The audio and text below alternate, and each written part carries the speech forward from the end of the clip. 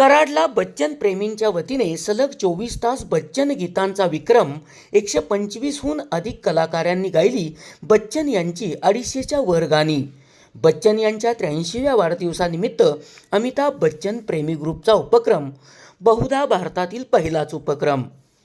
Superstar Amitabh Bachchan यांच्या 83व्या वाढदिवसानिमित्त कराड शहरात अमिताभ बच्चन प्रेमी ग्रुपतर्फे सलग 24 तास अमिताभ बच्चन यांची गीते गाण्याचा विक्रम करण्यात आला.